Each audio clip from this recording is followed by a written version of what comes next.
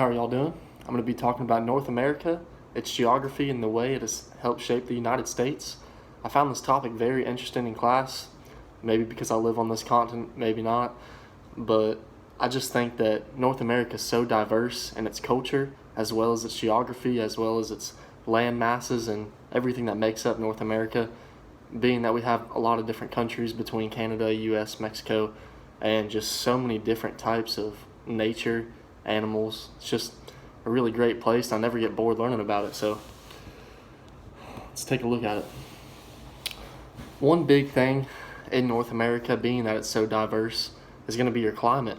And your factors of climate are going to determine a lot of different things. It's going to determine probably where you live, where you work, how you dress, just pretty much how you go about your everyday life. And there's different types of people, so for that reason, they're going to take up different types of climate where they feel comfortable at. Based on where you live in North America is usually going to determine what you do for money, whether you're a farmer down south in a stable environment, whether you're working in a city up in New York in an office that's heated 365 days a year.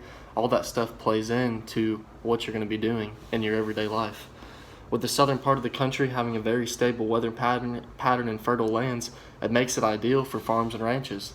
I'm from Florida. We have a ton of ranchers down here. Florida used to have the most heads of cattle in the United States, and for that reason, it just makes a great place to own a ranch and work outside year round. You never have those crazy snowstorms and stuff like that, so just helps out a lot for that reason. Opposite of the south is the northern section of the United States, where much more factories reside, as well as larger cities and more populated areas.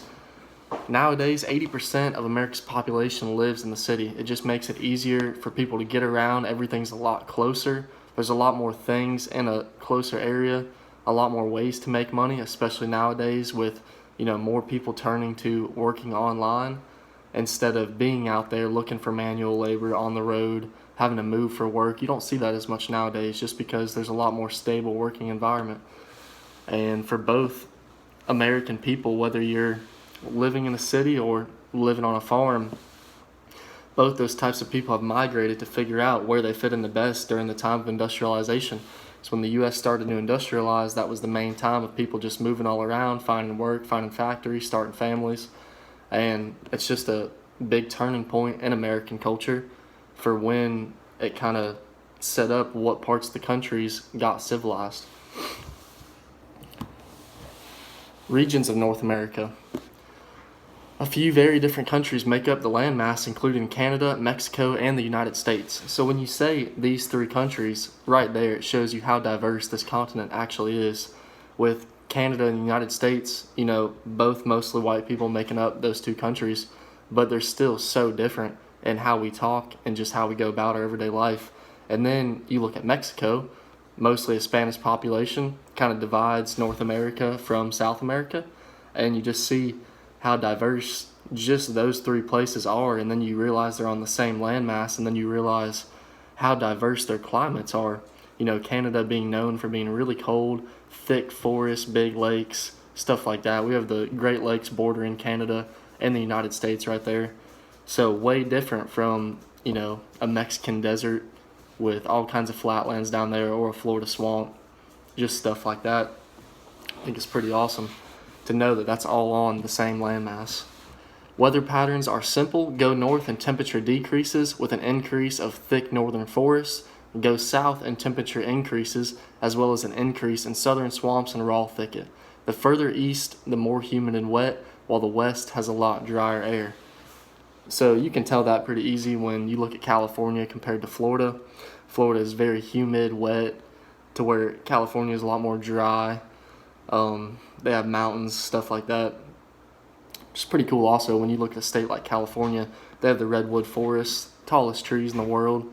And it's pretty awesome to know that in one state in the United States, you can have mountain ranges all the way down to gorgeous beaches, to plains, to valleys. California really does have it all.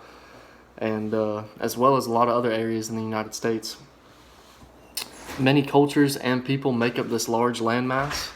It's just a really great place to reside, and just take it for what it's worth. The U.S. Industrial Revolution hit very hard in the 1860s after the Civil War. This is kind of when everybody realized, we need to start expanding on our country, and new technologies were coming out, which made it really easy for the South to begin to industrialize. And that's where this beautiful picture of the Mississippi River right here comes into play. A lot of cities in the United States were built based on the big rivers, based on shipping stuff around the country.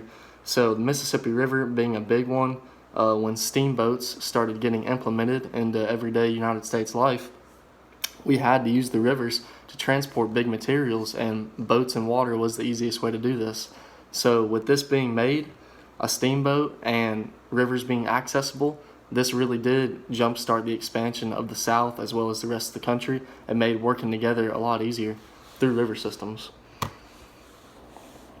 U.S. culture is shaped by industry. Based on the type of person you are and the job you have greatly determines where you'll be living in this country. Early days, there were much less jobs to choose from, and for the most part, all Americans started out as farmers. Of course, technology would increase, and there would be a push into the cities for new work. Cities provided more opportunity as well as conveniences, and with new technologies, a farm did not take as much manual labor as it did before. You throw a couple tractors in the mix, and then you cut down on 5 to 10 workers right there. Just a lot more productive. This pattern is still occurring today, with more people working online and staying at home more, instead of being forced to be on the road looking for manual labor or a new town beginning to be built. Patterns of the average U.S. citizen have greatly changed over the course of a couple of centuries.